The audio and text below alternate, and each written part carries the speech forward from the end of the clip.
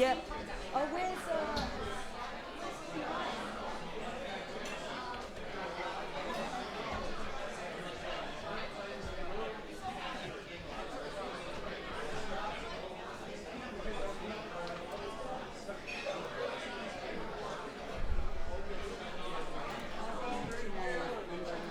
Ganjanakhundee ไหมครับ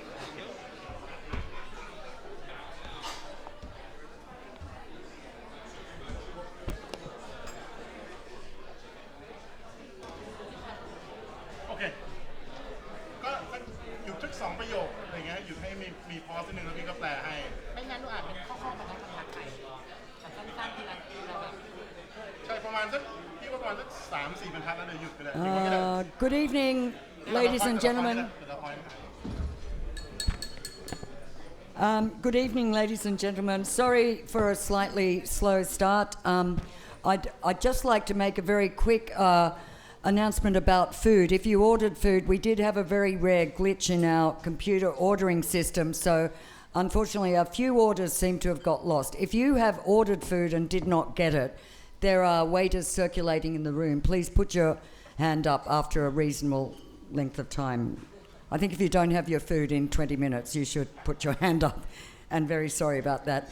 I'm Gwen Robinson, past president of the Foreign Correspondents Club of Thailand and editor-at-large at Nikkei Asia. And as you all know, we're here for a very auspicious occasion to launch Praetorian Kingdom, a history of military ascendancy in Thailand by Dr. Paul Chambers. And I'm very pleased to welcome Paul Chambers back to the club for such a great occasion, which is the first comprehensive English language history of the Thai military. And I'm also delighted to welcome our very distinguished commentators, all experts on the military as an institution and a key part of Thai society. But before the introductions, I'd like to say a few words about Paul, who wears many hats. As you can see, if any of you have read his short bio in the announcement for this evening, to quote, he is lecturer and special advisor on international affairs at the Centre of ASEAN Community Studies at the Faculty of Social Sciences at Naresuan University. He's also a fellow at the Institute of Southeast Asian Studies, Yusof Ishak Institute, or ISEAS in Singapore, and he has authored or co-authored numerous books and countless journal articles and book chapters. His recent publications include his co-edited book, Khaki Capital, The Politics and the Political Economy of the Military in Southeast Asia, and his research centres on civil-military relations and international affairs in Southeast Asia, with a particular focus on Thailand. So I've known Paul for quite a few years and have been impressed not only with his scholarship, his determination and incredible attention to detail, but also for his vast range of interests. So actually, some of you might know, his last appearance at the club was to launch his co-edited volume on the socio-economic history of beer in Southeast Asia, or in Asia rather, which is one of his also lesser known fields of expertise, not just researching it. He also tells me he's just finalising a new co-edited book on the history of whiskey in Thailand. Is it just in Thailand, Paul? Asia. So, in Asia. Oh, the history of whiskey in Asia. So we're really looking forward to a launch event for that in the future. I've tasked Paul with sourcing some possible samples for that event. So keep an eye for that. I think that'll be hopefully later in the year, Paul. Yes? Yeah. But he is as prolific as eclectic, and to prove that, he's also soon to launch yet another book related to the Thai military, which is publishing in coming months, right? This time it's a co-authored book with Arjan about the political economy of the Thai military. He may give a talk about that at some point in coming months at the club, so keep an eye out for that. And moving on, we're very lucky that joining him tonight are some expert commentators.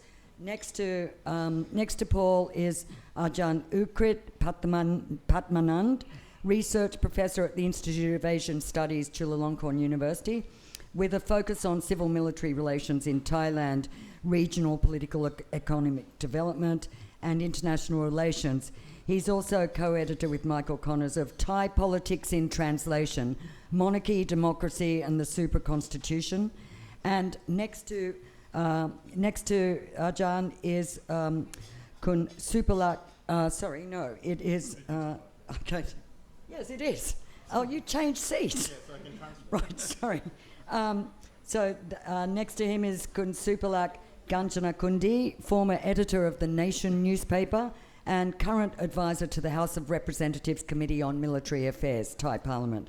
He was a visiting research fellow before at Priti Ban Nongnuch International College, Thammasat University. He specialises in Thai democratisation and civil military relations, and he is author of A Soldier King, Monarchy and the Military in Thailand of Rama X.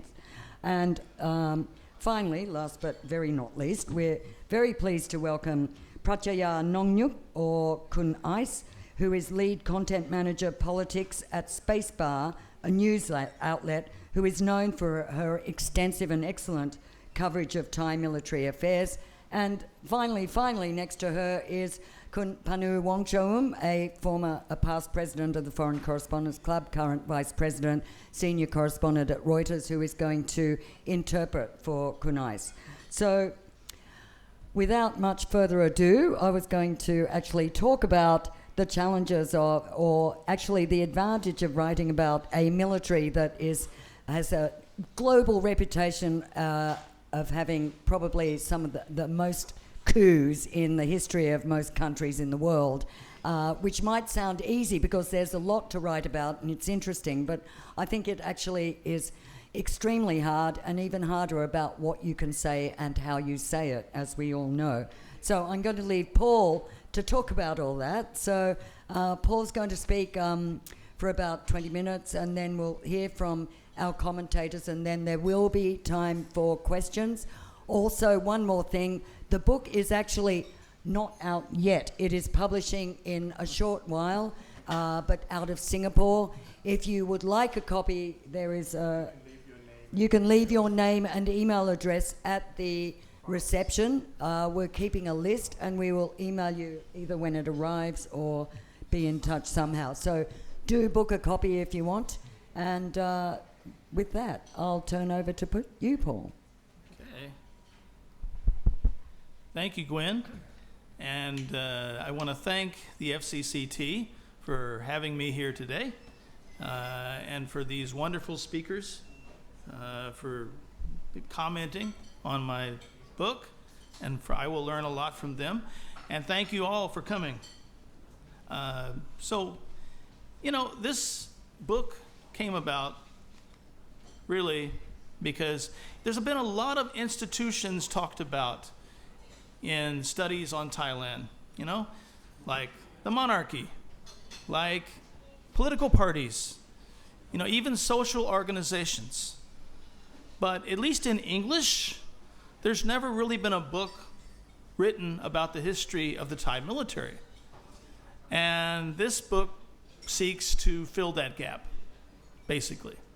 Okay? And the idea is that, well, look, the military matters. And we know it matters. As Gwen said, there's been so many coups in this country, military coups. It matters. So we better look at it. Okay? Now, the book talks about military ascendancy in Thailand. Does that mean, am I trying to say that the military dominates Thailand? No.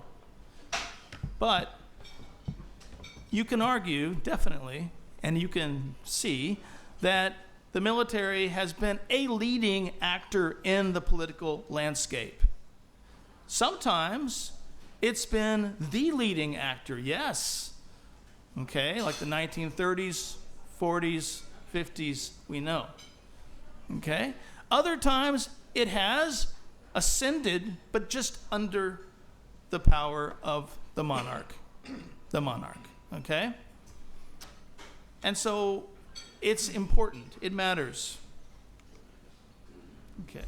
Why do I say a Praetorian state? Well, hark back to ancient Rome. There was always the Praetorian Guard, which could make and break Roman emperors.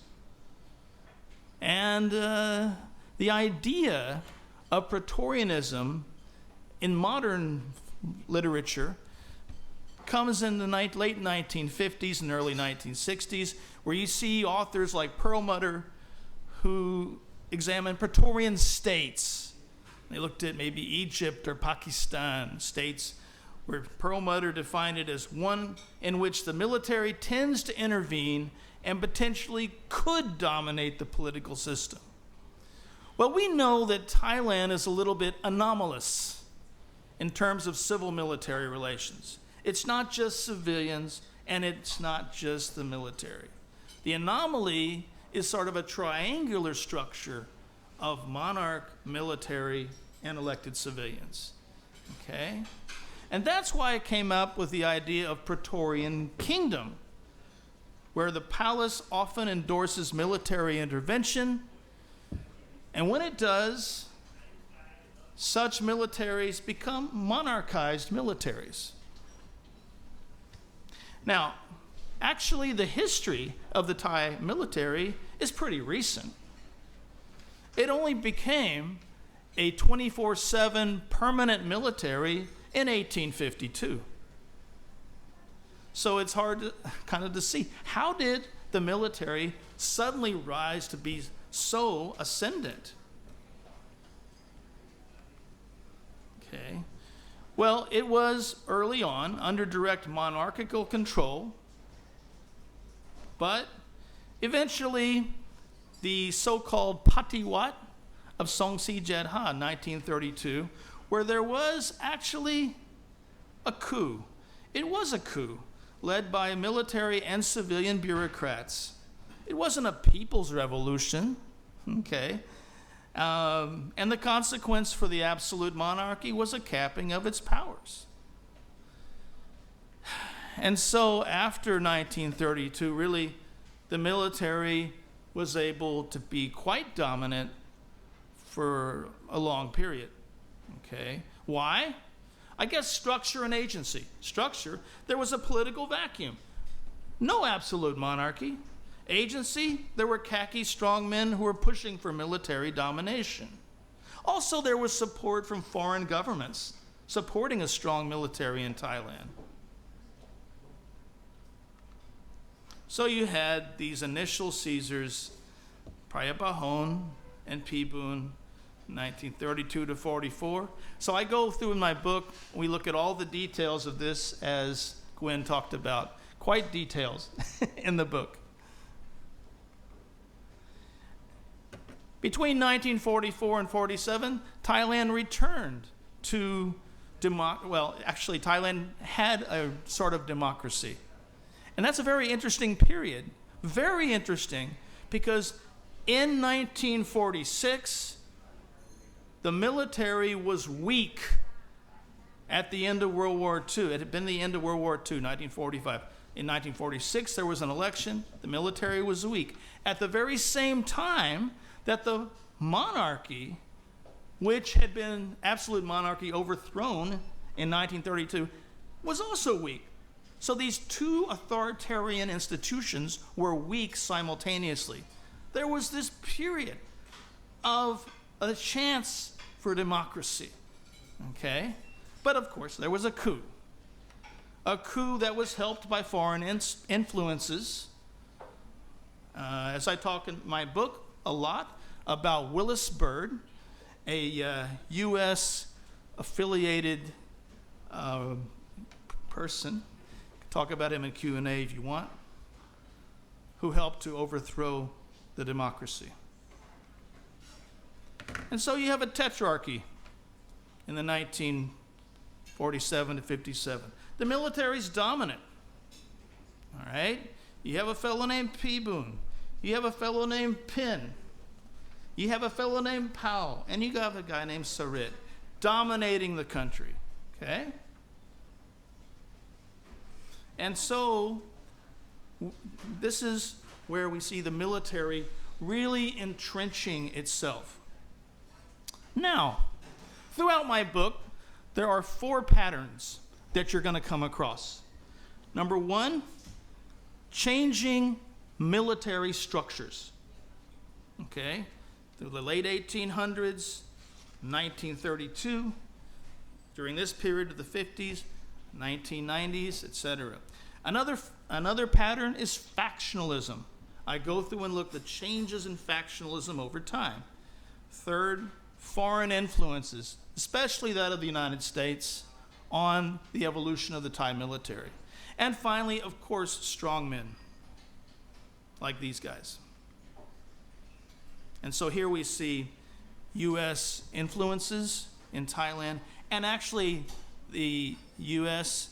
able to help influence the rise of a powerful military. Why was the U.S. doing this? Because it was the Cold War, okay? So there was certainly foreign influences during this period. Okay. 1957, Srettha Thavisin becomes, he stages a coup and becomes prime minister. And he is indeed, as my book points out, the strongest military leader that Thailand has ever seen. All right.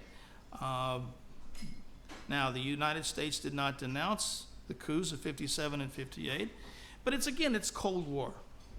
Okay. Srettha institutes, as I said, the most repressive government that Thailand has seen. After Srettha's death, he died of cirrhosis of the liver. There was a diarchy that appears. A diarchy of these two fellows who continue to dominate, and they're military. So institutionally, you can say that the military continues to dominate with General Thanom Kittikachorn and General Prachaya Rusatian, as well as Thanom's son Narong. And of course, eventually, their dictatorship ends. But I do have a lot on the chapter in the 1970s about what really did happen in 1973. A lot of us here know that on 14 October 1973, the end of the Thanom Prapat dictatorship occurred. But how? Was it the masterful wisdom of His Majesty on high that helped that happen? Or was it just the power of the students? Or was it something else?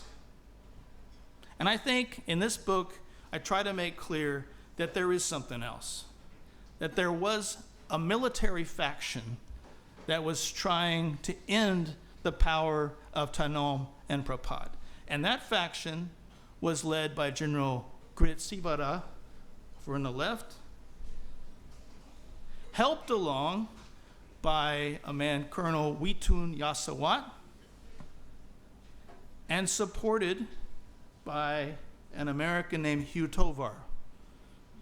Okay, I can talk about that in the Q&A, but if you look at my book, this is very detailed about this.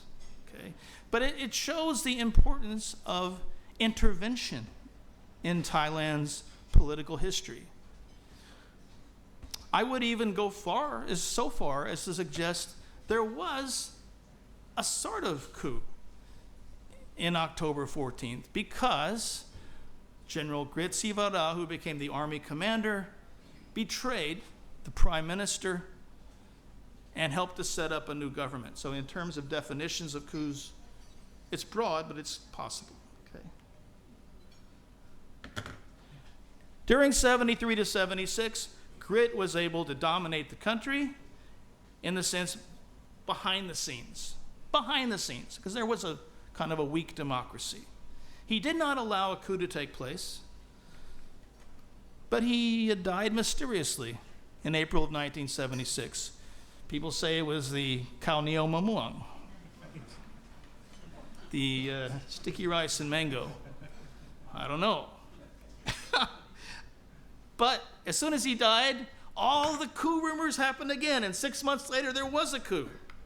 And by God, it was a bloody coup. Hokdula. If Grit had been there, maybe he would have kept it from happening. Also, in the research that I uncovered, I found that there had been a plan in Washington to support elections and second, support a coup in 1976.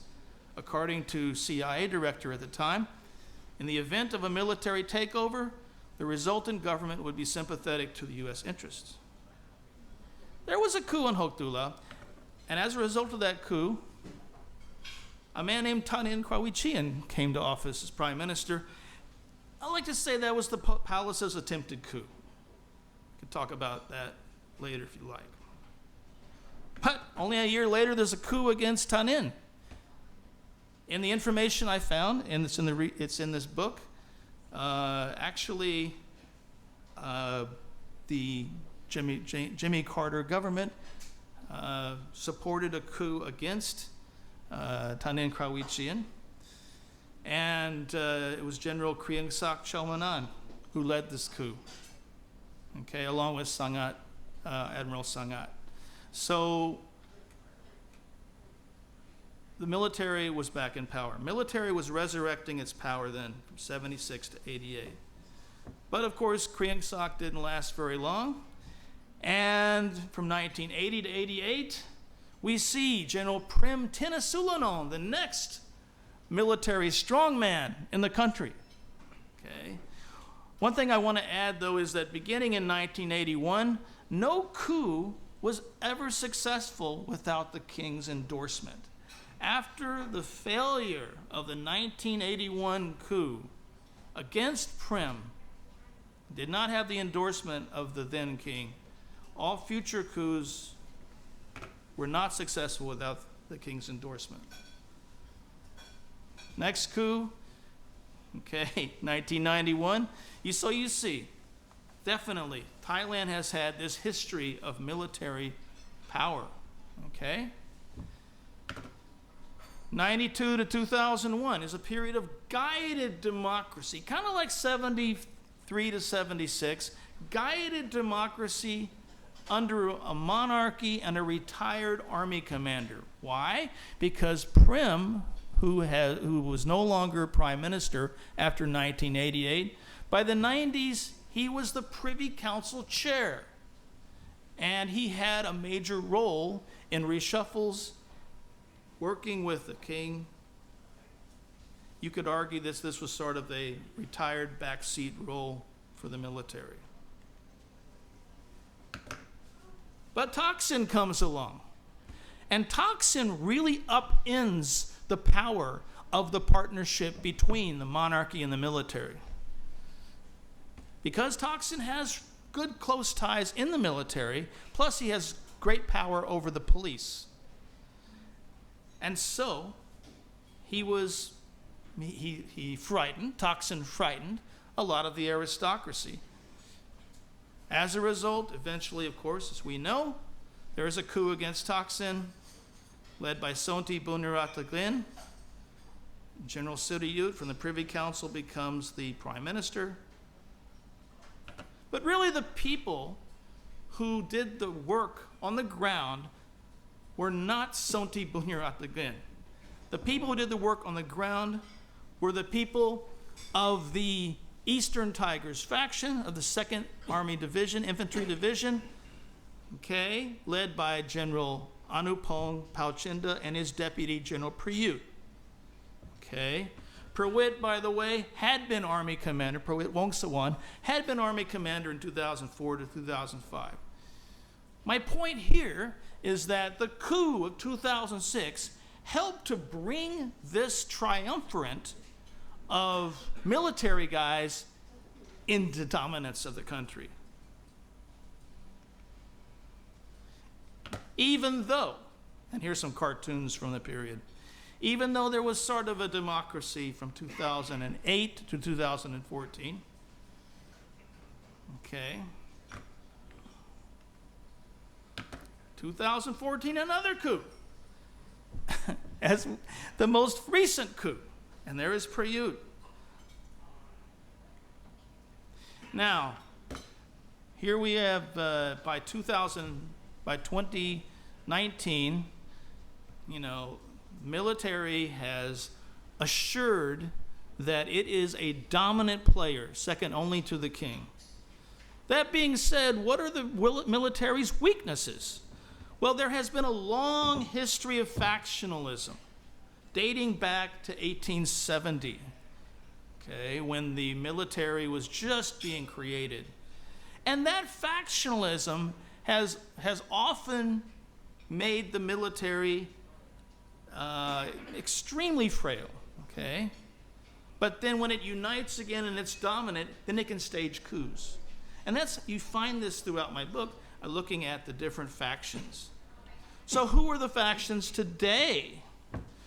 In 2024, we see that there is a faction that was created by the top royal institution that is the redneck faction. I'll say it the Kaudang faction. Okay? That is the faction that can get the highest positions in the military. Okay? In 2018, it was created. But if you don't get into this Kaudang faction, there is another faction called the Kaukio faction, the green neck faction. Okay? These are important. Other factions tend to be based around units.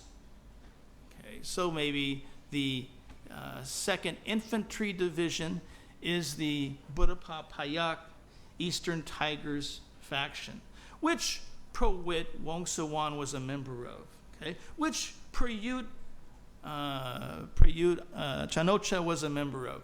Anupong Pauchinda was a member of. But the difference here is that Prayut and Anupong were also members of a sub-faction called the Queen's Tiger Guard. Prowit was never a member of this, okay? For certain reasons, and I can do that in Q&A. Okay.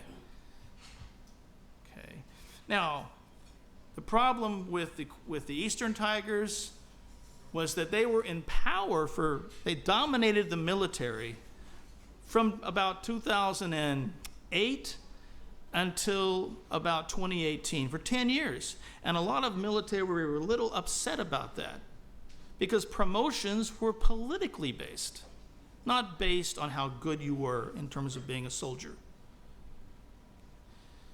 But the fact that the king created this new faction, the Kaudang, has been changing things. There it is, the Kaudangization of senior Thai army officers. You see his red neck on the shirt? Apirat. Okay, the former army commander. Okay. Yes, there was another famous faction called the Wong Taiwan, the Divine Progeny faction. Okay. Several other factions. We know in 2019, the junta chiefs became premiers, right? Prayut Chanocha and Prawit Wongsuwan. Well, the Palang Pracharat party, where did it derive from? From what I have heard, the ISAC, Internal Security Operations Command, helped to seed this party with funding for special Palang Pracharat, special projects for villagers. Okay. So, who does the king rely on today? There are new regal assistants monitoring the military. There is a new special capital security command that is directly under the palace, separate from the traditional army command. And there's Apirat. He is the deputy head of the royal household under this Air Force fellow, ACM Saditpong Sukwimon. And finally, another important guy, Jakrapo Puridet. Okay? What about this administration? Srettha, there he is, Srettha Thavisin. Okay? Well, ever since the appointment of Sutin Klangseng as the defense minister. Well, Sutin, is he a specialist on the military? Is he really knowledgeable about military affairs? No. Okay, and the military has been getting along with him quite okay. At first, Sutin was saying, well, I want to change, reform the military. But guess what? For example, on the issue of conscription, Sutin had said, we need to change the conscription and make it more of a volunteer army. But only in April, the military was saying, look, we do need more conscription this year. And so finally, Sutin gave in. Okay. And under this administration, there have been growing clashes, okay, differing points of view between the military and the government. This government today, Thailand's military in 2024, well, it's led by a Eastern Tiger, Prachaya, his name, Army Commander Choden Chai Hin Tao.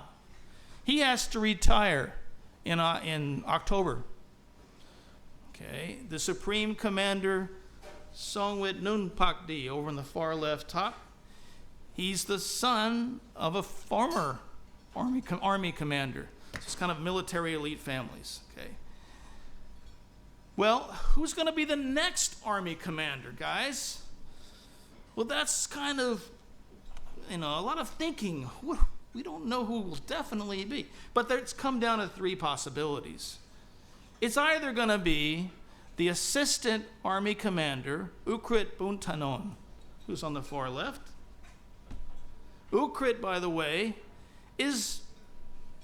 probably has the least charisma of the three, and he has been favored more by the Srettha government.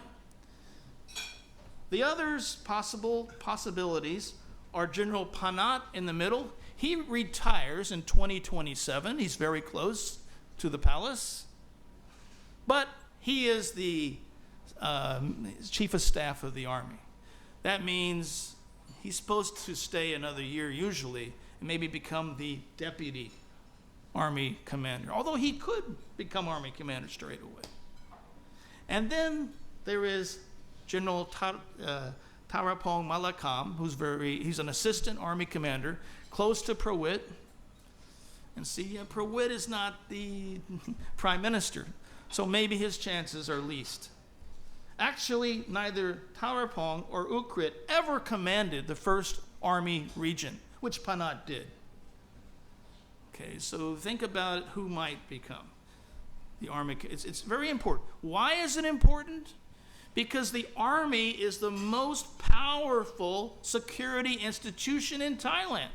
So whoever the army commander is damn important. Okay. What about future coup? Well, a pardon toxin personally irritating the aristocracy, meaning that could be a coup, yes.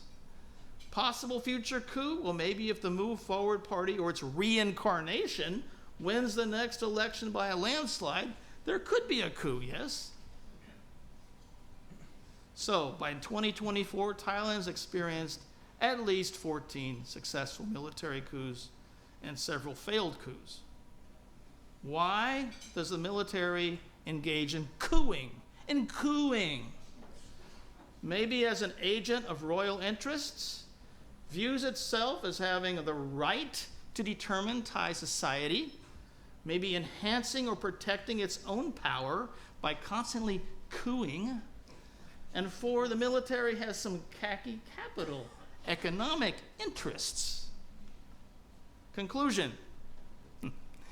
For the future, I see the military remains pervasive enough to take over at any time if it's allowed to do so by the palace.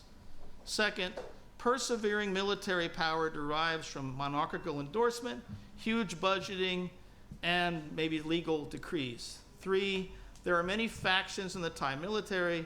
The palace has made an effort to control these factions. Four, though political parties have sought to implement military reform, the military has dragged its feet and will continue to do so. 5, Thailand's long history of military interventions has socially constructed Thai society to accommodate what is today a Praetorian Kingdom. Thank you.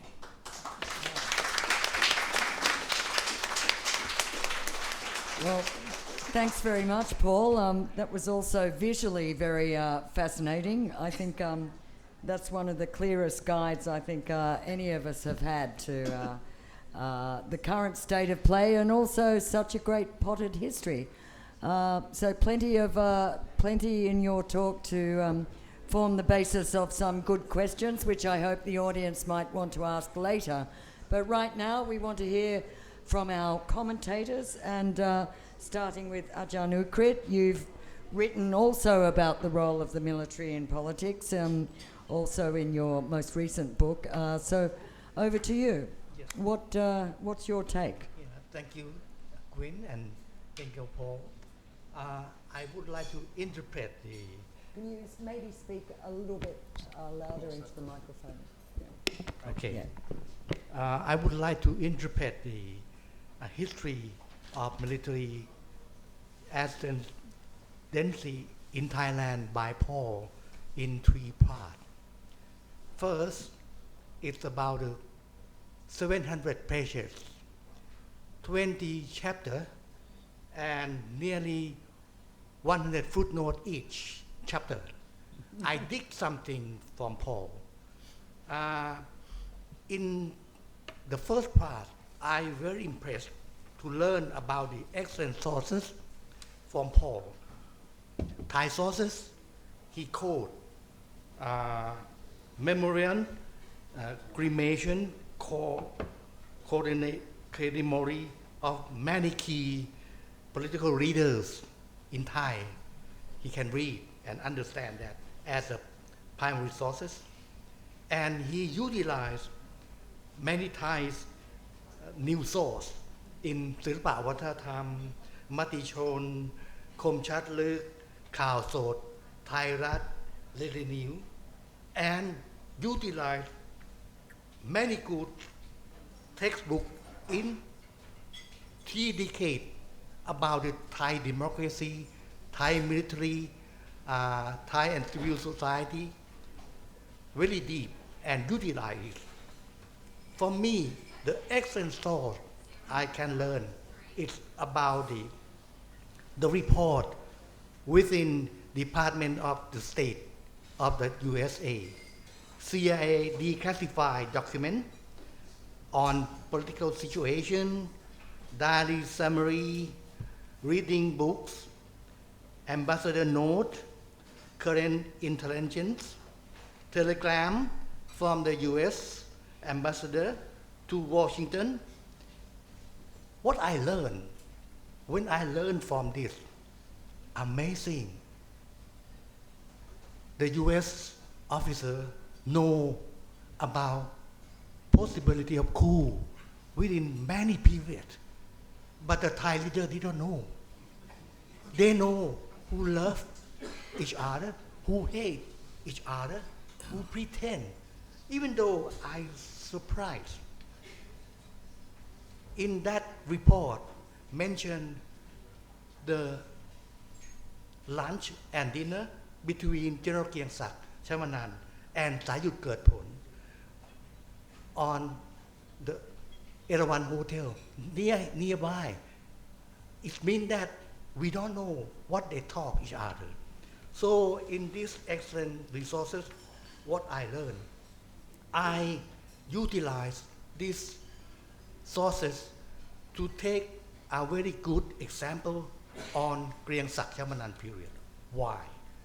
First of all, under Paul, Kieng Sak Chamanan it seemed to be less powerful at that time, at that moment, because he was the member of the Supreme Command, but however he close very much about the Army, Air Force leaders, Thavi Yurasap and Krit Sivila. And of course, he has charismatics and excellent work to manage and balance the click within the Thai military. And when he come to be the top leader in that time, he take leading role different from military leader in Thailand at that moment. For example, he initiate what they call charm offensive by counting the academia, trade union leaders, mass media, students, and the intellectual, for example. And of course, why? Because he against about the very rigid and narrow national policy on Thanin Thavisin, who fascist and right-wing anti-communist very much. But Khieu Sak opened a talk with Hanoi, visit to Peking, set up a complete the Thai-China relation in 1978, and meet Deng Xiaoping, for example. And very interesting, he's the first Thai Prime Minister of Thailand visit to Moscow, for example. In this story, it seems to be he are not just smart by himself or learn from by the team, but he very close with Washington. Under the quotation of the CIA report, he went into Washington and talked with many key policy makers of the US and close with the top CIA facilitator in Thailand and in Jakarta, for example. And why I mention on the role of Khieu Sak Thamanan, I think Khieu Sak Thamanan under the Paul research mentioned the story of the a little bit autonomous of Thai leaders who are how to manage the role of the himself and balancing with a very important to me to summarize on the Khieu Sak Thamanan on the Thailand Praetorian Kingdom evolution on the interplay between monarchy, US, and Thai leader. So we should think about the near future. How about the Kordang? How about the Burapha Payak? Some one of them cannot speak well in English and no idea about the Myanmar now and no good connection with the China, for example. I really doubt about Kordang because they are rigidity on the role to protect the institution. And also, we should question again back to the US, the role in this region under the US and China competition and the very complicated issue in Indochina, the complicating story in Myanmar now, and declining of the greed, money of Laos, and a little bit strong man of the Hun Sen leader. And back, this is we should learn on the detail, but we can dig some summarization on the Thailand leaders under the research from the Paul Chamber. I admire 700 pages, very detailed. He know who they are. Thank you.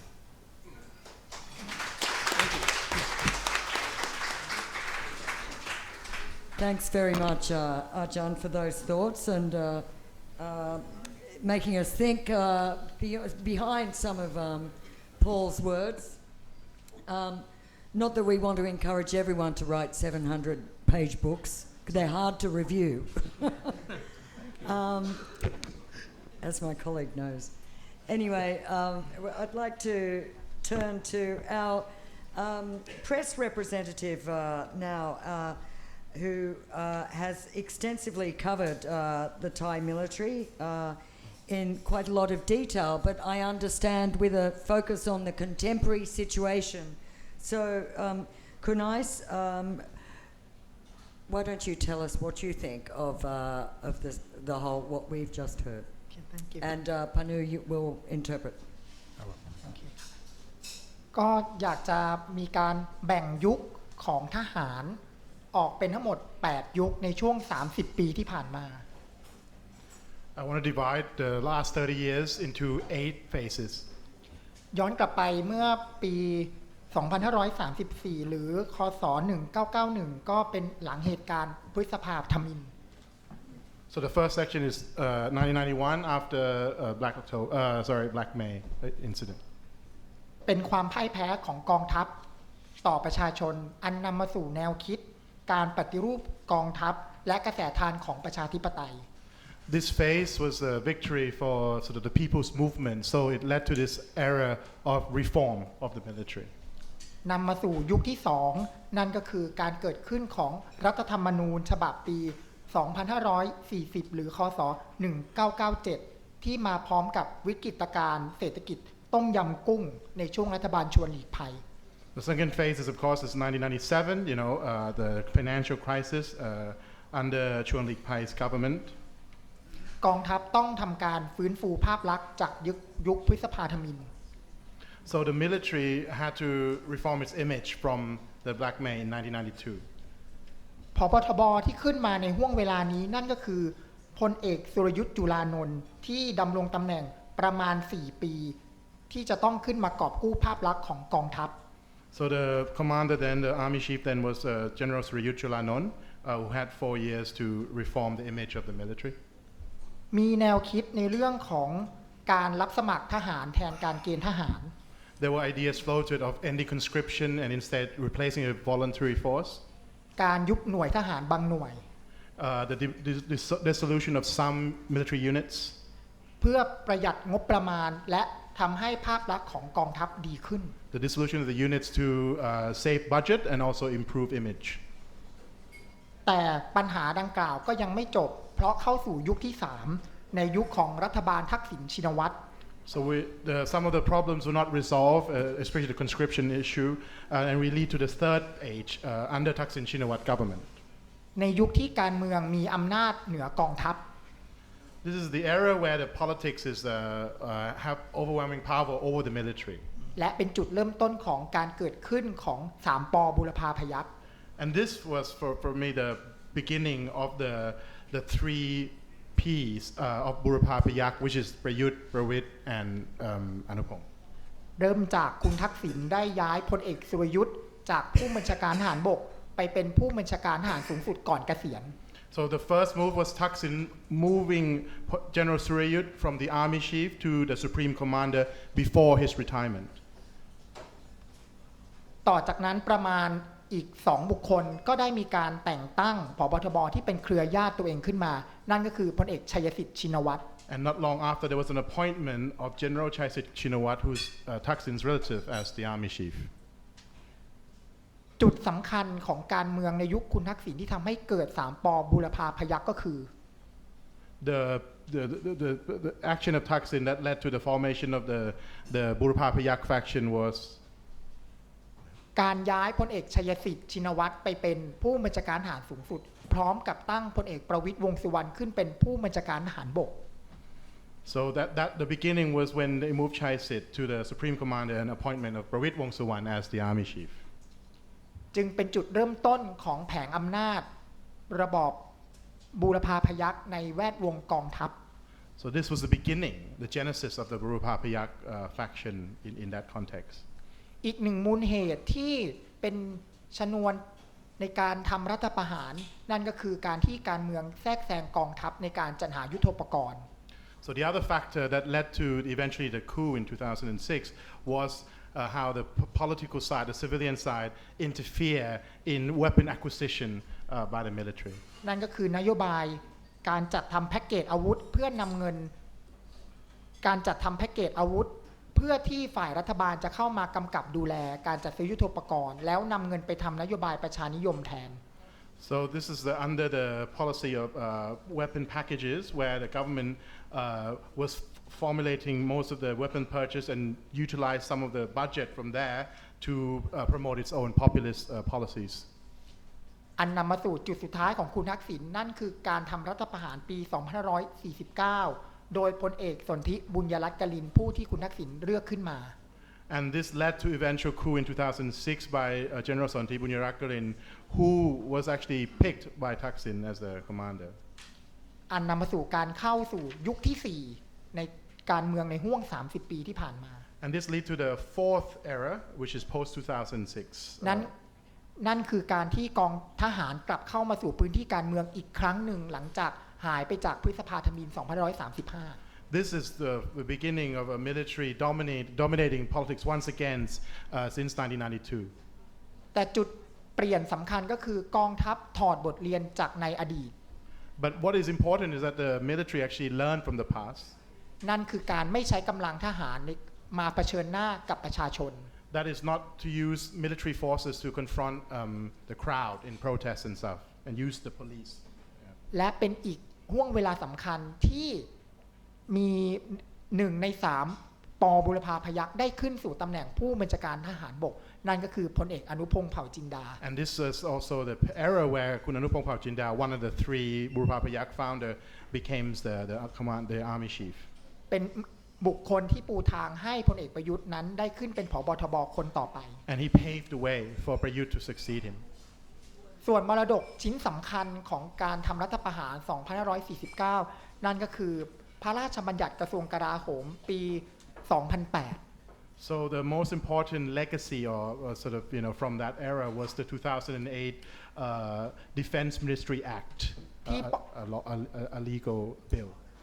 ที่ป้องกันกองทัพเข้ามาแทรกแซงขออภัยค่ะที่ป้องกันการเมืองเข้ามาแทรกแซงกองทัพ This bill ensures that it protects the army, the military, from interference from the civilian politics. โดยเฉพาะคณะกรรมการแต่งตั้งยกย้ายนายทหารชั้นในพล Especially on the committee on the transfer of sort of generals.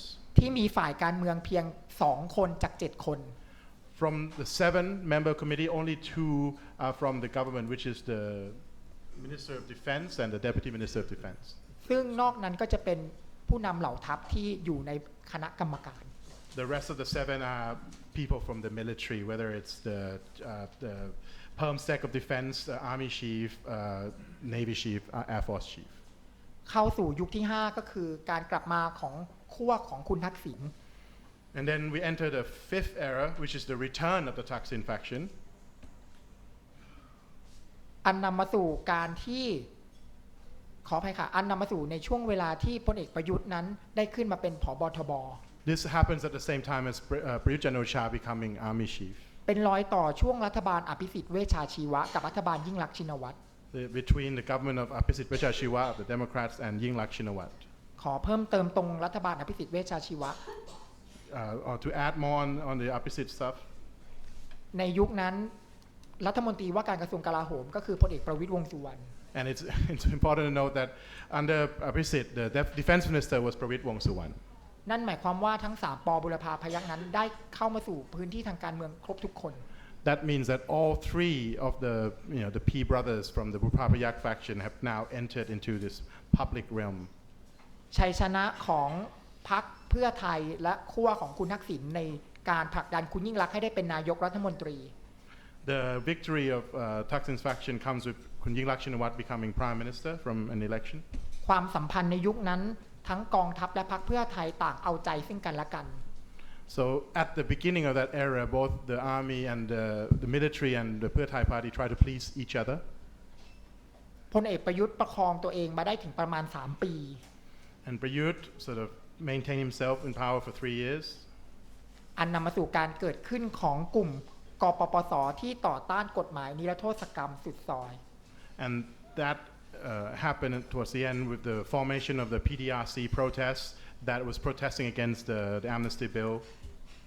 จึงเกิดเงื่อนไขของการทำรัฐประหารนั่นคือการเผชิญหน้าของ2 ฝ่ายและการหาข้อยุติไม่ได้ The rise of the PRC created a pretext for the coup, of course, because there was confrontation between two political groups on the street, and there was no resolution, no conclusion.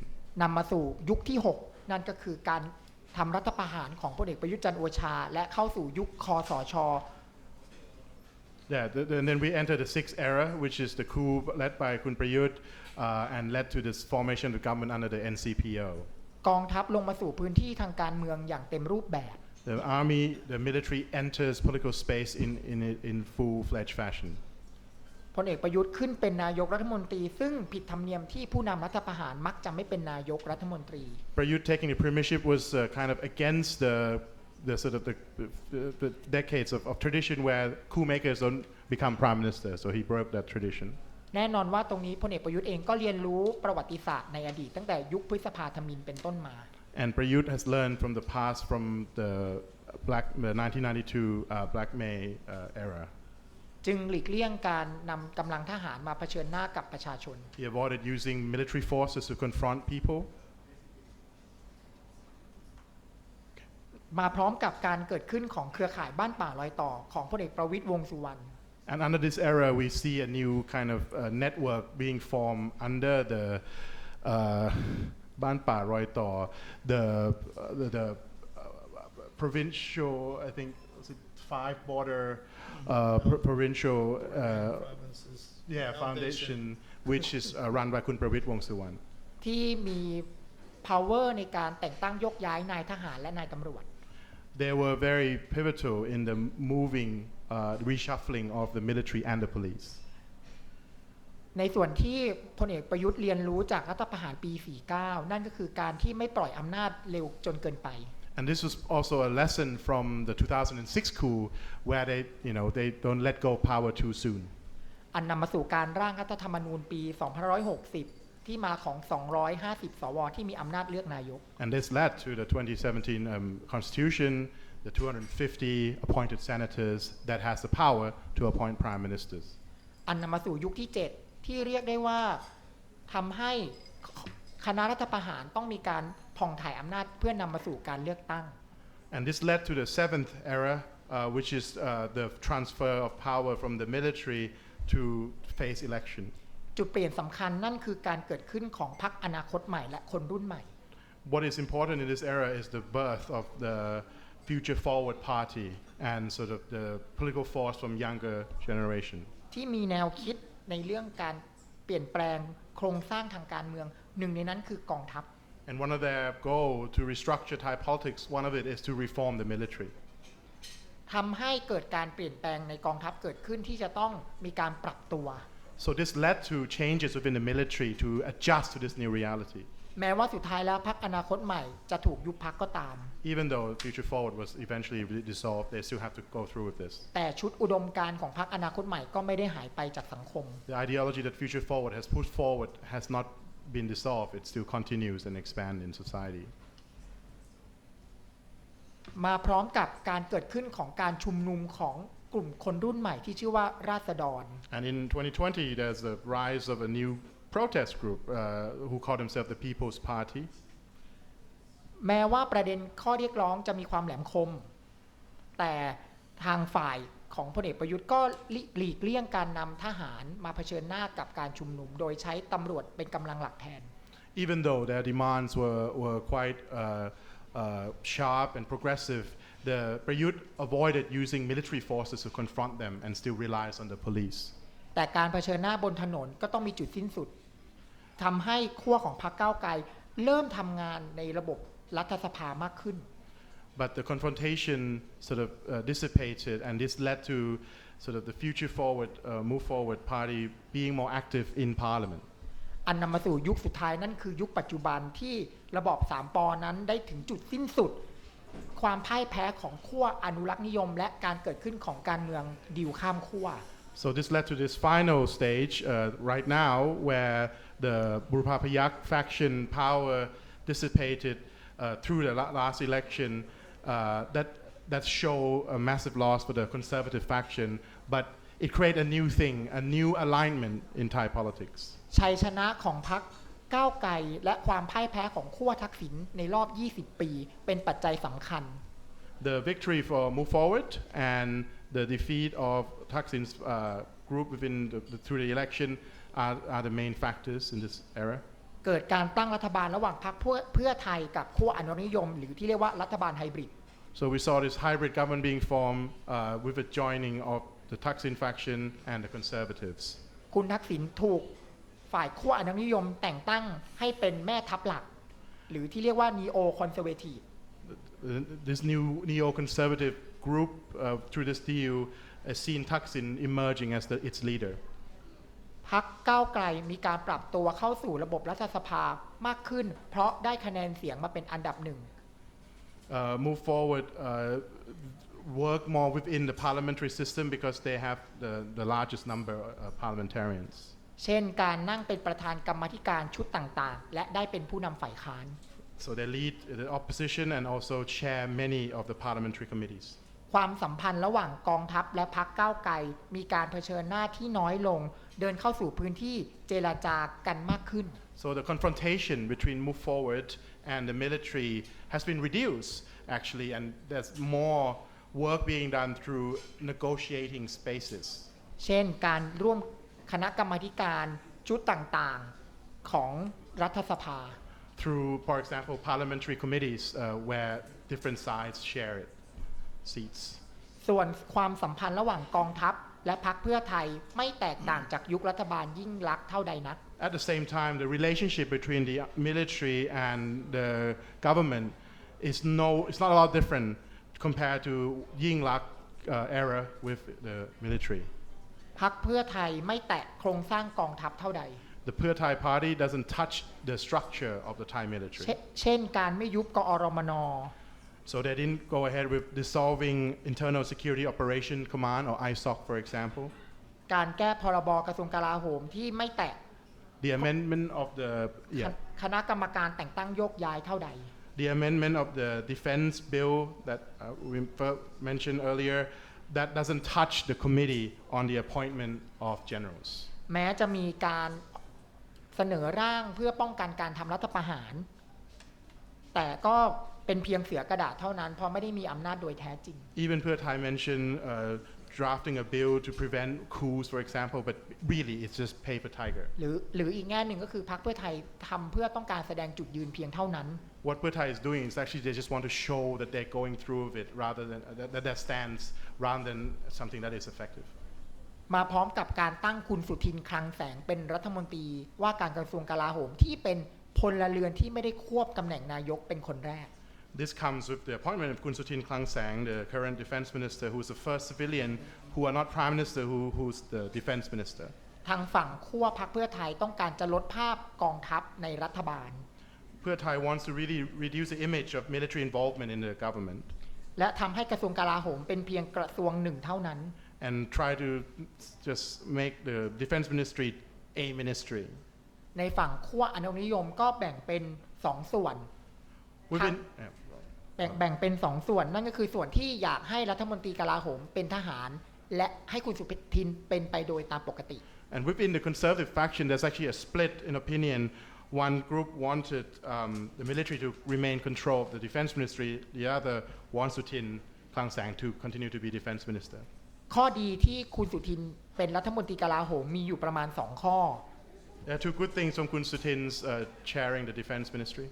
นั่นคือทำให้กองทัพไม่ตกเป็นเป้าทางการเมืองและการที่พลเรือนพูดนั้นก็จะมีคนฟังมากกว่าทหารพูด First is preventing the military to be targeted or to focus that the military is leading the politics no longer. And secondly, by him speaking, it diverts attention from the military.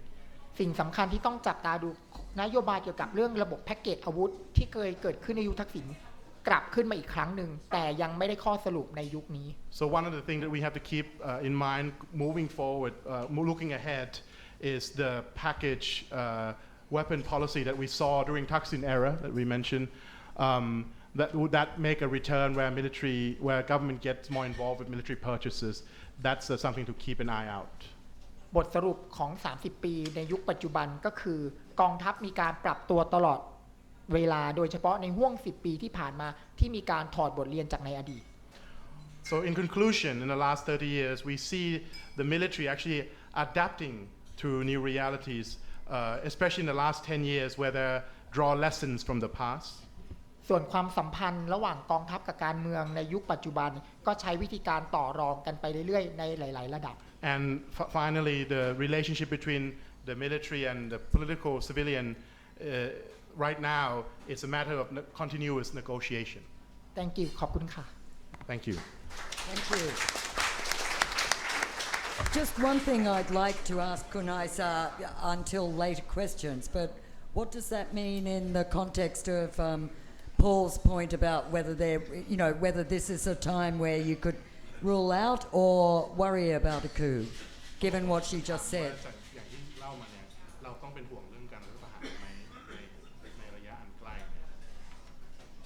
Thank you for question ในระยะอันใกล้นี้ณปัจจุบันนี้ยังไม่มีปัจจัยที่จะทำรัฐประหาร Right now, there's no factors for coups.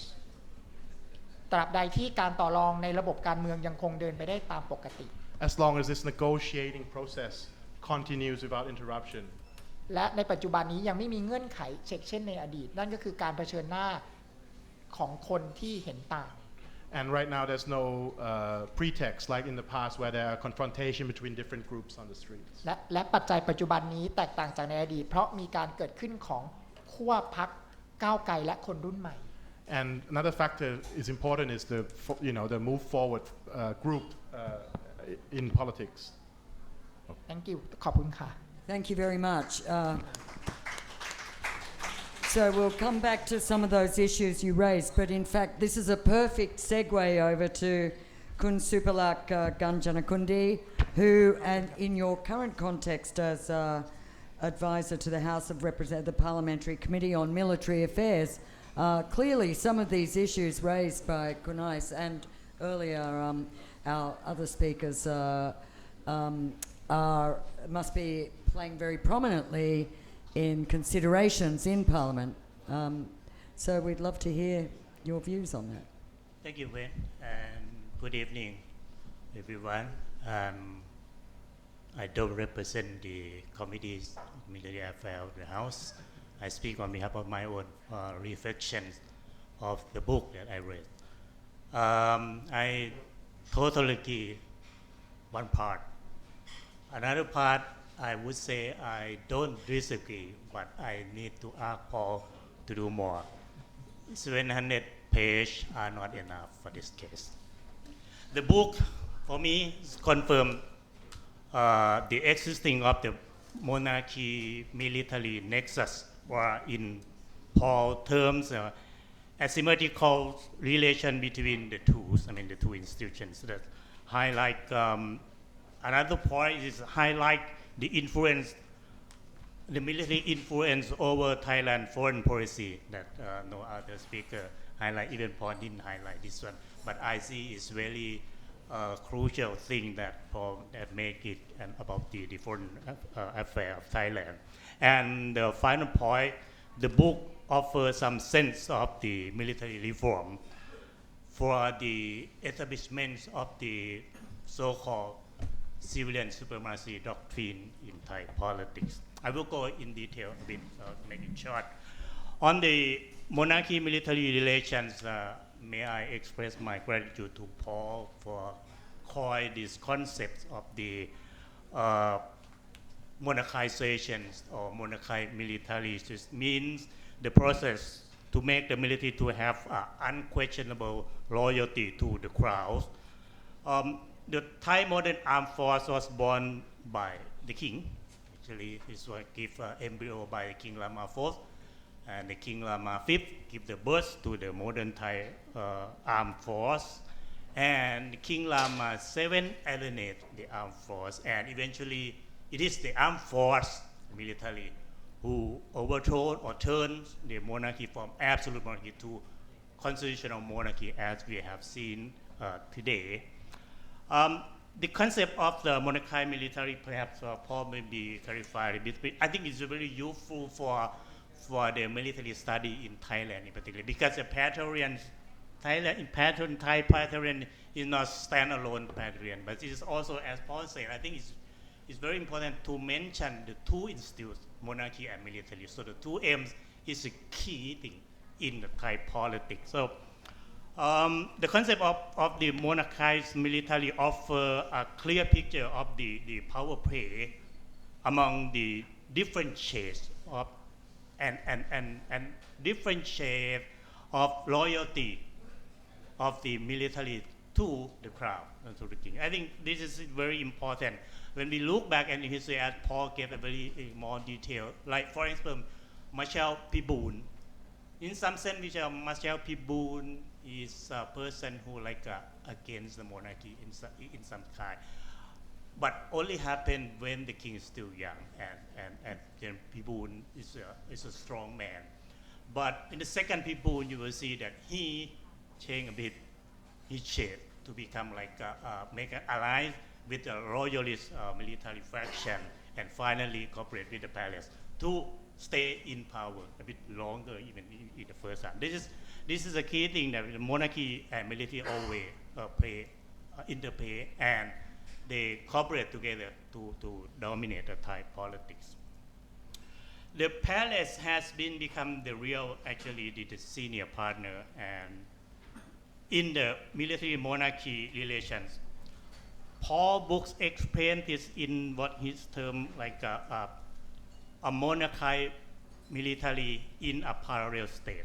But many persons maybe try to coin this concept into some kind like Mexico has made its network monarchy.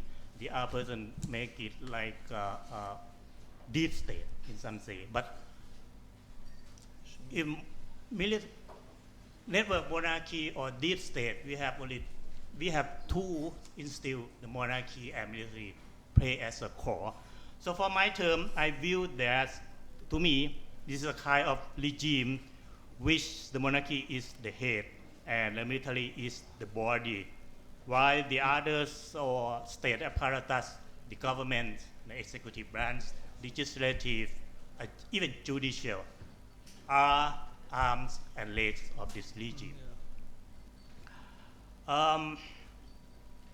So if we use this concept to view the current situation, putting into the monarchy military perspective, we will see the current regime, actually, under the King Lama X, sorry, I have to mention the name, has strengthened, if not built, a new body. That means he created the royal office. It's comprised three branches within. One is the royal household that do admin work for the king. Second is a private council that pays some very inactive right there. And the most important one, from my view, is that the security command, royal security command, as well as creation of the new network, from my view, when he created what we call everybody in Thai know red rim or red neck or Tahan Kordeng. For me, it's a new network monarchy that's exercised. The king himself pick up and create this network for political manipulations. So in this view, we have seen that all of them are now under the direct commands of the monarch himself, actually and legally. Second point I have to raise is about foreign policy of the Praetorian kingdoms, and it has been under the influence of the military throughout the recent history of Thai diplomacy. Notably, the policy toward the Myanmar and Cambodia. I would say Paul gives a very detail on the time during Prachaya administration when Prime Minister Prachaya invented the policy of turn war zone into market zone. Our military still remain their connection through the loyalist Phun Sin Pek, Khmer Rouge, and Son San group. We are three factions of Khmer. Their relations still continue. Why do we have a parallels of the relation between Thailand and Cambodia? the government under Prachaya connect to Hun Sen regime and military connect to the loyalist faction in Cambodia. And that relations continue until present day. You will see that that kind of relation create problems between Thailand and Cambodia. In the case of Prachaya Temple, and going on is now is the case of the overlapping claim area in the Gulf of Thailand, where is the deposits of the abandoned resource petroleum in that side. Paul will give some detail about the relation with Myanmar during Chuan administration. You will see that General Surayut and Chuan as Chuan tried to connect the government to the government, but unfortunately the opposite side of the government of Myanmar is under military control, General Tan Choi in that time. And the military still, at that time, still use the minorities or insurgents as their proxy. So this kind of parallel policy always happens on the time. The turn until in Thaksin terms. In this point, I would like to ask Paul to work more because you didn't mention much about the relation between Thai military and the Tatmadaw leaders. We know General Min Aung Hlai has a close connection to General Prem, his the godfather in that sense. And General Prayut has a very close, and that has an influence over the Thai foreign policy and cross trouble for ASEAN when the previous government create trouble to jeopardize the ASEAN policy toward Myanmar.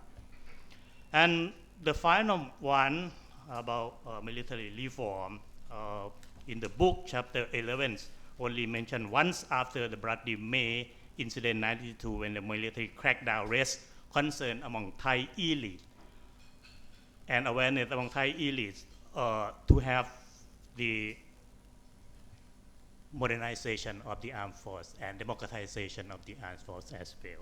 But after the incident, Chuan administration set up a committee chaired by General Pichit Kulawanit. General Pichit had list a number of items for military reform, and he submits to the Prime Minister. And Chuan did nothing about that. He just appointed General Vichit Sukmak and Vimon Wangwanit in his administration. But the two so-called reformer officers did nothing also. Paul mentioned that General Surayut Chulanon also under Prem II has some idea and plan about military reform. Unfortunately, he has no chance to implement that.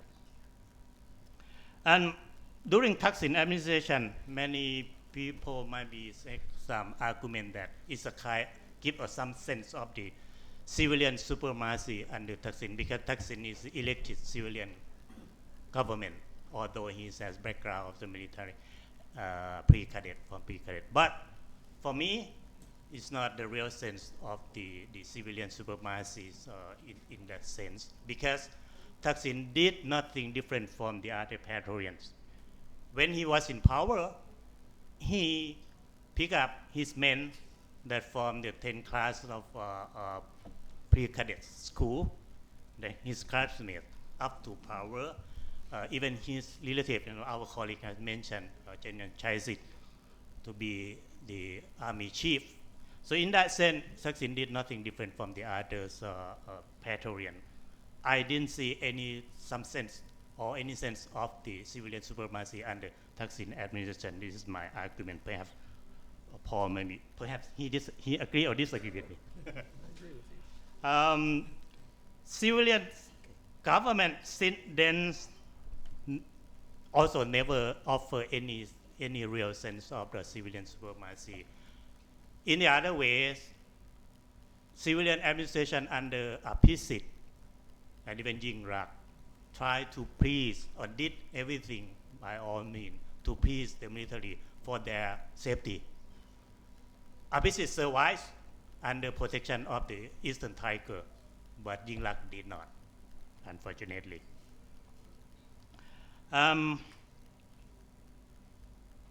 The civilians, the return of Prachaya, we talk about the current situation that will happen. Also did not offer any sense after the previous election, never brought any reform plan in the armed force. Paul has already mentioned about the conscription. It never happened, and I guarantee it will not happen. Kun Sutin said something about the downsides of the armed force by cutting the number of the general officer at the general. But it's not, the plan does not belong to this government. It's what initiated since 2008 to reduce a number of inactive generals, 700 something, to be 300 something within 20 years. You can imagine within 20 years, many officers may be retired. So it's automatically reduce the number. When you freeze a new cadet, it gave into the power. Kun Sutin did not mention another 900 generals, officers at the general rank still in the active position like a commander in Western. There's no plan about that because they have position and they have people within and they few people in all the time. So our armed force never reduced, it never scaled down. It's still, until today, we can say that Thailand remains still the land of 1,000 generals as before. Thank you. Thanks for that. They were really a great range of thoughts and presentations. I thought each complementing each other, no overlap. Great insights. We're in the interest of time, I'd like to move to questions from the floor in case any of our audience does have, but I'd also just like to give you, Paul, a very quick chance if there's any. I mean, have you got a comment, for example, on this top-heavy, land of 1,000 generals thing? But if you want to answer something like that very quickly before, I can see we've already got a queue forming for questions. Okay, just very quickly, because Supalak mentioned monarchized military, I believe, and I just wanted to say a little bit about what that concept is. Monarchized military is a concept of social construction. The idea that a military has become an agent of a principle, right? And that is the monarchy. Over so many years, this agent is seen by the people and is seen by the military and by the king as the guardian for the monarchy. On the other hand, at the same time, the monarchy gives certain perks and privileges to the military. So it's a reciprocal relationship. That's all I'm saying. Right. And 1,000 generals, I mean, is it true? Is this a huge problem right now? Yeah, well, I think the only country that might have a problem worse than Thailand is Cambodia. But one other thing I wanted to say was, I think the Thaksin's policy of civilian control, this is also Supalak, was interesting, but Thaksin differed from Truan and others in the 1990s. In one aspect, Thaksin placed his agents into positions, basically trying to personally dominate the civilianage, which made it different than, say, Truan's government in the 1990s. That's all I wanted to add. Thank you, Paul. So we've got 3 questions, I think. So please introduce yourself and... Hello. Yeah. Hello. Peter Jansen, freelance journalist.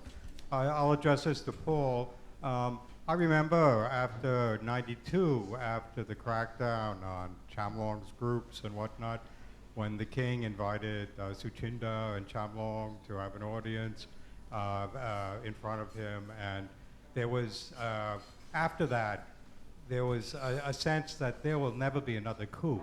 Yeah, there was this sense that that's it. Yeah, I mean they've been humiliated. They really messed up. They're not going to do that again. And the king seemed to be against it and whatnot. And for 14 years, there was not a coup. It's probably the longest period of no coup in Thai history, or Thai modern history anyway. What's your assessment? What happened to change that very negative attitude in Thai society, and among almost the Thai military themselves seem to be reluctant to go back to the coup thing, and yet something happened, and obviously Thaksin had a lot to do with it, because he was appointing his own family members to be part of the military and whatnot. But I mean, was there something else going on? Was there a sense in the military that, you know, it's time to reassert themselves, that they had lost out too many benefits? Was there a monarchical aspect there, that Thaksin was threatening the monarchy itself? I mean, maybe you can just sort of elaborate a little bit about what happened to change to this sort of incredible shift from 92 to 2006, when suddenly coups became okay again, and now they seem to be okay, fine. Everyone can have a coup. Yeah, no problem. Okay, thanks, Peter. Should we go question by question? Okay. Okay. Very quickly. In brief? Yeah, in brief. Thank you for the question. After Black May 1992, the image of the military in Thailand was tainted and tarnished by what people saw on TV, a massacre of Thais. And that helped a groundswell of support for a people's constitution of 1997.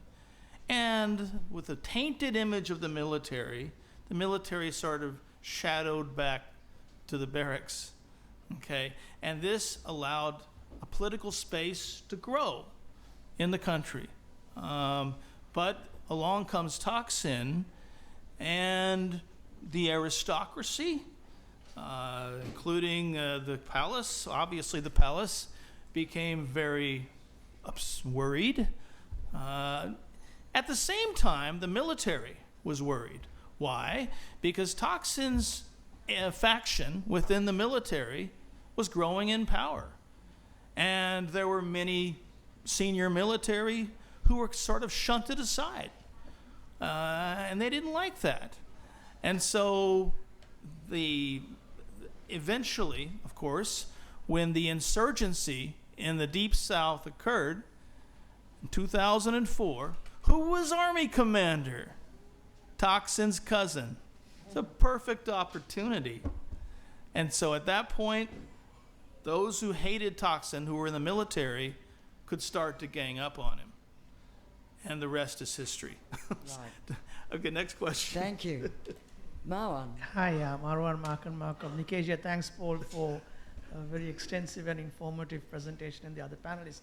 I have just two questions. Officially, there were 13 or 14 successful coups. There were 6 others that failed, like the famous April Fool's coup of 1981.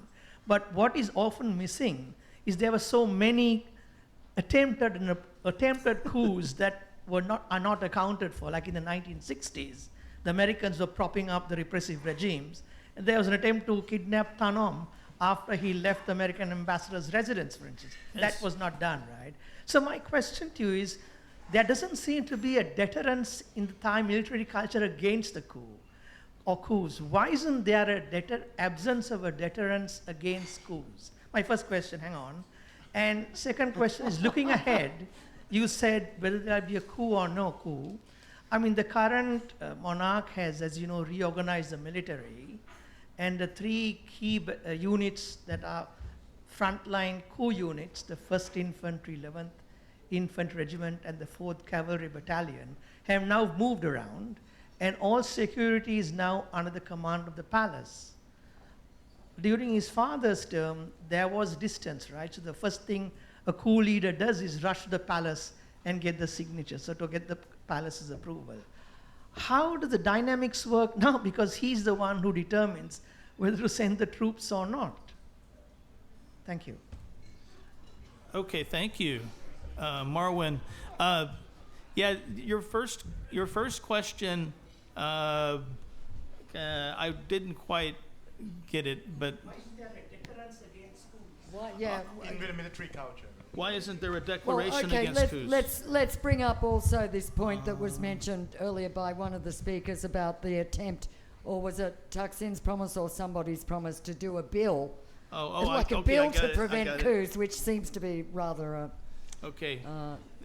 Actually, in the 1974 Constitution, when they were writing that Constitution, there was an attempt to put in there something about, anybody who tries to attempt a coup, is going to be in a heap of trouble. But the reason why there's no effective decree against coupping is because there can always be another coup against that law. So, and also another thing, amnestying. If you amnesty coup makers, right? Yeah, that's what happens. The coup makers declare their new constitution and they amnesty themselves. So there's no way, ultimately, because the power comes out of the barrel of the gun, not the decree. Excellent. Okay. That's good. Second question Yes. I've already forgotten. I'm sorry. Oh, okay. Sorry. The Current king. current king, okay, basically, since 1980 or 81, there cannot be a successful coup without the endorsement of the king. So, yes, it's true that under the father of this current king, it was more decentralized, right? And it's more centralized today. But there is not going to be anyone who tries to foment a coup in this country unless it starts from up here, from there. Okay, I have to be careful. Yeah, be careful, Paul. Yeah, so, I mean, if there were someone who tried to launch a coup and it wasn't supported by the palace, no, it's not going to happen. So it doesn't really matter. On the other hand, I do want to say this. The military structure that's been created by Mr. Number One in Bangkok is sort of a bunch of weak, small units together. It couldn't stand a chance against the regular army. But in terms of the social construction of how important monarchy is to military, that's much more significant. Right. And I think Kunais would like, just so very briefly, we'll just give Kunais an opportunity to say something quickly. ก่อนอื่นเลยก็อาจจะออกตัวว่าขออยากให้ทุกคนอย่าเพิ่งหมดหวังกับกองทัพ First, I want to say, don't lose hope on the military just yet. ในกองทัพเองก็มีคนรุ่นใหม่เกิดขึ้นเช่นเดียวกัน Within the military, there are also younger generations wanting change. แต่เวลาในกองทัพกับเวลาสังคมภายนอกนั้นเดินไม่ตรงกัน But the time for the military within and the time for society, it doesn't match. ในกองทัพไม่มีทั้งทหารที่จบจากเตรียมทหาร และก็ที่เป็นพลเรือนได้เข้าไปทำงาน There are those who in the military that were groomed in the cadet school, pre-cadet school, and there are also those who are from outside joining the military to work. ดังนั้นกระบวนการเรียนรู้ต่างๆในกองทัพจึงแตกต่างจากในอดีต So the learning process in the military is now quite different from the past. หากถามถึงนายทหารในอนาคตที่จะเติบโตขึ้นมาพวกเขาก็อายุไม่ต่างจากดิฉันเองเท่าใดนัก So the officers of the tomorrow are not different age than myself. ซึ่งเขาก็เติบโตมาในยุคหลังเหตุการณ์พฤษภาธมิฬที่ประชาธิปไตยและการปฏิรูปกองทัพได้ถูกพูดถึงอย่างมาก And they grow up after 1992 Black May, where military reform and democracy are talked about a lot. หลายคนก็ได้ไปฝึกกับกองทัพต่างประเทศก็ได้เรียนรู้กองทัพต่างประเทศเช่นเดียวกัน Many of these military men go and train overseas as well and learn from their culture. อีกทั้งเขาก็มี สังคมของเขาแล้วก็พลังของโซเชียลมีเดียที่อยู่รอบตัวเขา They have their own social grouping and also the social media age, they're also surrounded by that. ดังนั้นภายในกองทัพก็เริ่มมีการเปลี่ยนแปลงเช่นเดียวกันถึงเกี่ยวกับวัฒนธรรมเรื่องของการรัฐประหารว่าในสังคมยุคปัจจุบันนั้นกองทัพควรจะวางตัวอย่างไรซึ่งเราก็จะต้องรอดูการเปลี่ยนแปลงนี้ต่อไปโดยสังคมภายนอกก็จะเป็นแรงกดดันแล้วก็เป็นแรงที่จะกำกับเขาเช่นเดียวกันดังนั้นจึงเป็นหน้าที่ทั้งของกองทัพและภาคประชาสังคมที่ต้องไปด้วยกัน So within this new military, they're learning a lot, and they're understanding now sort of the pressure and the culture and the understanding that coups are not a good thing. And it is also the role of the society and the military within to kind of move together ahead to understand this situation, and we'll see different outcome perhaps. Thank you ขอบคุณค่ะ Thank you very much. Okay, just two more, and then we'll close it off. Please identify yourself. Thank you. My name is Stefan. I'm professor at Chulalongkorn, I'm an economist, and I'm just in the middle of writing a paper on the economic consequences of military rule in Myanmar.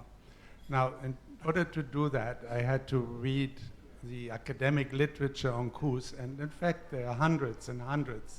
It's a very common phenomenon to have coups. I find it extremely interesting, your talk, and I look forward to reading your book.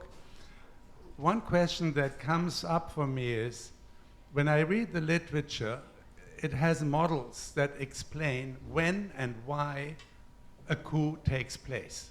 And usually it is because there are conflicts of interests in terms of resource appropriation.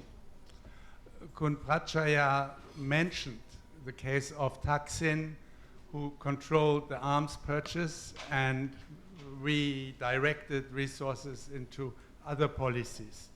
That would be a typical case. But you have so many coups that I wonder what is the fundamental conflict in terms of material interests between something which is a very bureaucratic institution, the military, while in Thailand, contrary to Myanmar, you actually have a very dynamic private sector as well, which actually would be in competition with that.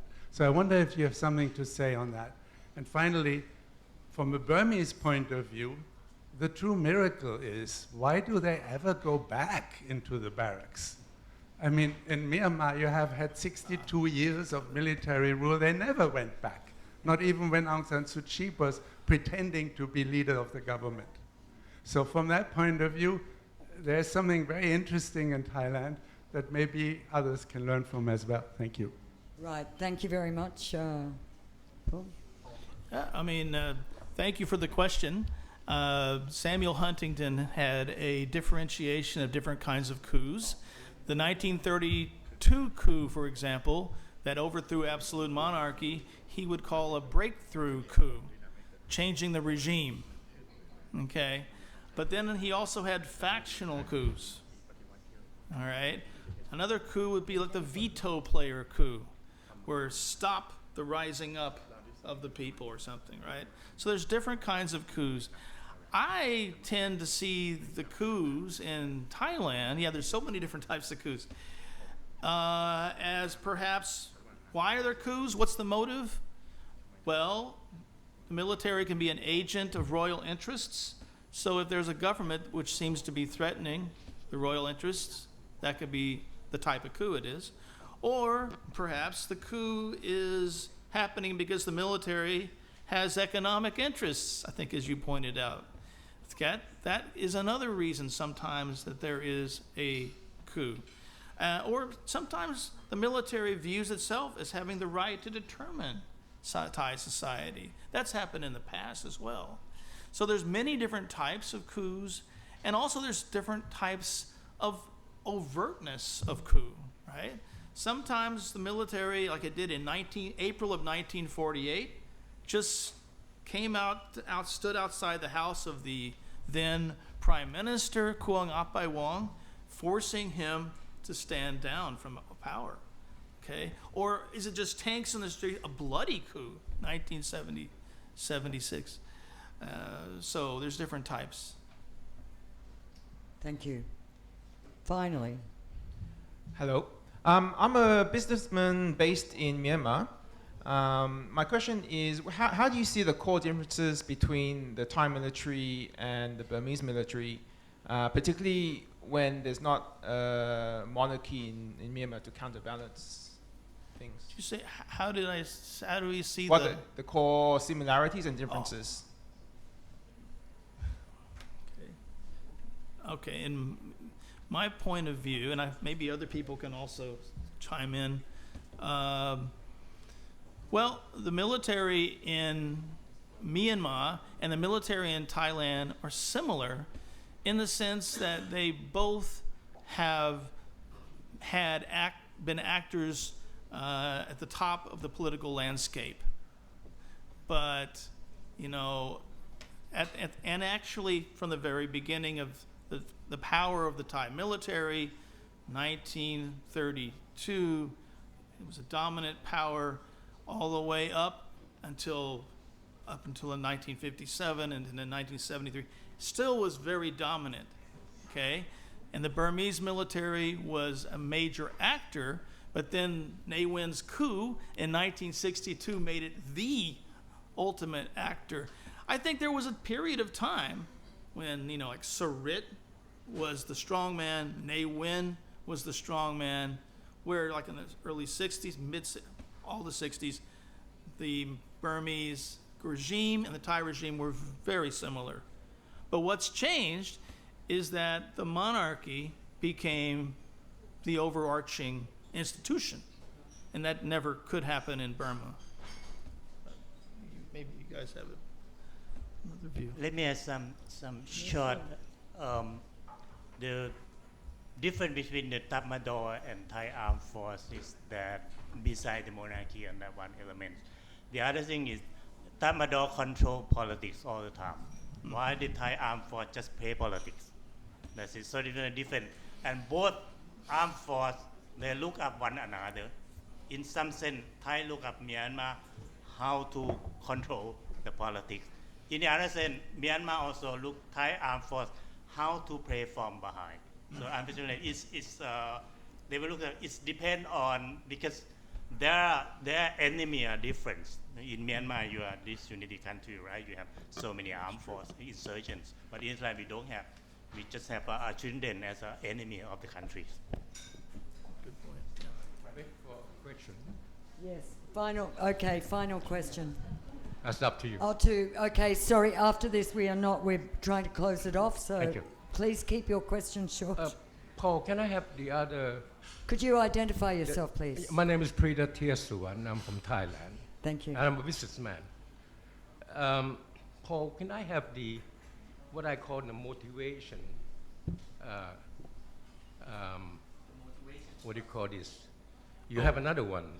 I think right after you say that the motivation of making coup. I have it, but it's not showing up on the.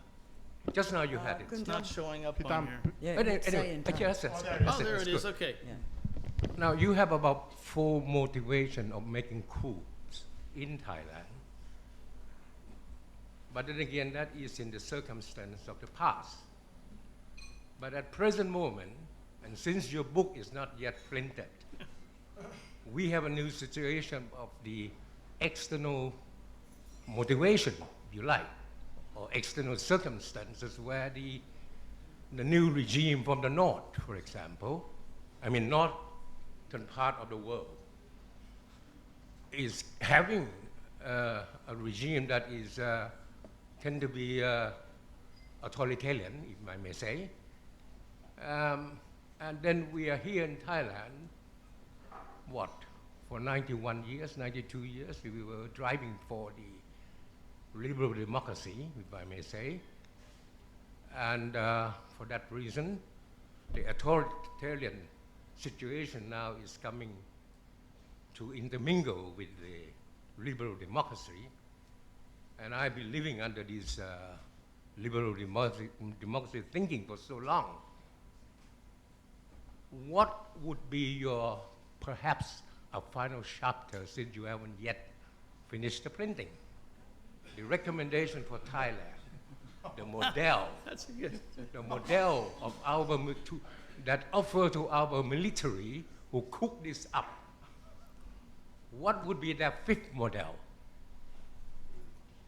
Since they're going to be the, what do you call, Praetorian Kingdom. It seems that on the short-term basis or in the medium term, we're going to be remaining that way. All right? So if you accept that assumption that we're going to be in this position for at least in the near and medium future, the military, who are the main actor, and the power that be, what would be the model of governance that will survive this country for being mopped up by the new regime in the north? Thank you. Thank you. Okay. Okay, thank you. Really briefly, very good question. If I were the military and I wanted to continue having power, but within the context of, say, growing democracy, I would co-opt people to support political party that would be advancing my interests. And that's happened in Thailand. Pibun tried to do it in the 1950s. Tanom tried to do it in 1968. Suchinda's party in 1991, and Palang Prachaya. If the military could successfully have a very popular political party, that's the way to continue having a great deal of power. Okay. On the other hand, if they can't do that, then I think try to engage in some military reforms, because actually military reform is going to make the military more efficient. Try to engage in some political reforms, military reforms. It'll make the people happy, and see how long that this pressure to do the reforms is going to last. So, but I think probably the problem with forcing a bureaucracy like the military to really engage in substantive reforms is difficult, because they're used to having their way. It's any bureaucracy doesn't just want to change. It's going to have to be pressured to change. And back in the 1990s, the Thai military was pressured to change. Surayut Chulanon was making changes, but then those changes stopped. And as long as there's no pressure to keep the military from making the changes to make it a more efficient, more people-controlled military, I don't see, maybe I'm a skeptic, I don't see it as happening. Thanks. Okay, if we had more time, I'd say we could talk about the prospects for a more activist parliament, especially under a new Senate and all that, but well, let's not go into it now. Final question. Thank you very much, Arjan Paul, for the insightful and interesting presentations, and Narimon from the Conflict and Fragility Unit at the Asia Foundations. My question is, you said that the military interventions is the social constructions that Thai society is accommodated to be happen, right? So your book, I guess that is the heavily highlight the relationship between the military and the monarchy. But what my question, I'm wondering, how about the Thai public? What is the influence of the Thai public that influence this to make it happen, like the military interventions? And the second question is, what is the positive role of the military in the modern Thai era? That maybe your recommendation. Okay, they're both big questions, but let's try and keep the answers. But brief answers. Yes, Okay. and I'll try to do that. To the panelists, if you do want to have a final say, but please keep it all very short. Okay. Just to say, thank you for the question. Where are people involved? The people are involved, at least in the sense that the military tries to propel tries to propel, advertisements for the people to support the military. That's for sure. Or some people would call it propaganda. That's certainly been happening. And in 1976, part of the anti-communist propaganda, which helped the military resurrect its power. So that's, in a way, to answer the question. And your second question. And the second question about the people, it's sort of popular. Well, that's what I meant. The people. Modern role of military in well, maybe society. maybe one of the other. Maybe somebody else can answer that question. Yeah, Arjan or Kun Supalak or Kunais, would you like? It's a very, very big. It's a big question. Question, yeah. But let me speak frankly. I used to entering into some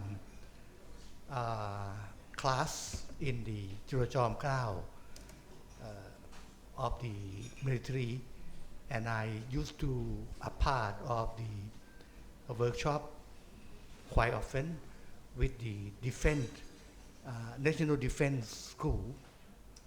I think almost of military think different. The people. For example, they learn a lot, read a lot. There are so many research, social, economic, international relation, many reading, and they confuse themselves how the global military role change. For example, in US and European countries, defense role is quite important, but not about politics. Totally different. But for Thailand, learning course are very complicated. Now they learn West Point, and now growing numbers, the military cadet learn in Peking, and they appreciate Myanmar style. Totally different, because they still think we are so important. Right. The motto is national interest. Right. Protect the monarchy. We have an arm. We are very smart. Who you are? The people, nothing. And I think they believe they are very special, expert. Right. And they admire themselves. I think they close their eye to the global trends of the defense modernization. Right. Totally. Thank you. Paul, did you have any comment on this modernization? Parting thoughts. บทบาทของกองทัพนะคะก็ถูกบรรจุไว้อยู่ในรัฐธรรมนูญค่ะแน่นอนว่าบทบาทจะมากหรือจะน้อยก็ขึ้นอยู่กับบริบทของการร่างรัฐธรรมนูญในขณะนั้น The role of the army, the role of the military is stipulated in the constitution. So the more role, the less role depends on the next drafting of the constitution. ซึ่งตรงนี้เองก็ยังทำให้กองทัพนั้นยังอยู่ในเกี่ยวข้องกับโลกภายนอกหน่วยทหารก็คือยังเกี่ยวข้องกับภาคของสังคมและการเมือง This meant that the military will always be involved in society and politics. แต่สิ่งหนึ่งที่สามารถทำได้ในวันนี้ก็คือเราอย่างน้อยเรามีรัฐบาลที่เป็นพลเรือนที่จะคอยเชื่อมประสานและกำกับท่าทีต่างๆของกองทัพได้บ้าง At least right now we have a civilian government that can do some checks and regulate the military at ซึ่ง certain level. ในปัจจุบันนี้ก็ดูแล้วท่าทีของเพื่อไทยก็พยายามจะพยายามประสานกองทัพเท่าที่พอมีข้อจำกัดในปัจจุบันมากกว่า But Pheu Thai right now it seems to be coordinating the military based on the limitation of their power. ก็จะมีการต่อรองระหว่างรัฐบาลพลเรือนและกองทัพที่จะจัดสมดุลให้แก่กันอันนี้น่าจะเป็นพ point ที่เกิดขึ้นในขณะนี้และในระยะต่อๆไป And in a short and medium term, we're looking at this balance in the negotiation process between the Thai and the military. Right. Thank you very much. I think on that note, I mean, it's just been a wonderful panel with really meaningful discussion and great talk by you, Paul, and I have to thank our experts, but also I think many of you in this room might be interested on Friday. We have a program, Lunch with Rangsaman Rome, the Move Forward MP who's chairing the Thai Parliamentary Committee on National Security and Border Affairs, that his agenda reaches into the question of military reform, as well as a lot of focus also on the Thai-Myanmar border issue, and also, as you might know, a lot of controversy lately about UN-related reports on Thai military, bank financing of Myanmar military. We also have some Myanmar programs you might be interested in on Friday night. It's a tribute to Shin Dae-wei, a very brave filmmaker from Myanmar who's in jail now, and we're showing some of her films and having a discussion about that. And then on July 31, for train spotters in the audience who also are interested in Myanmar, a very interesting talk by Claire Hammond, author of a new and highly acclaimed already book on train journeys in Myanmar and the history of Myanmar rail. So these are some of the events. Please look at our website or Facebook page for others. This video will be on our Facebook page within days. So, and thank you very much all for coming tonight. And to our panelists.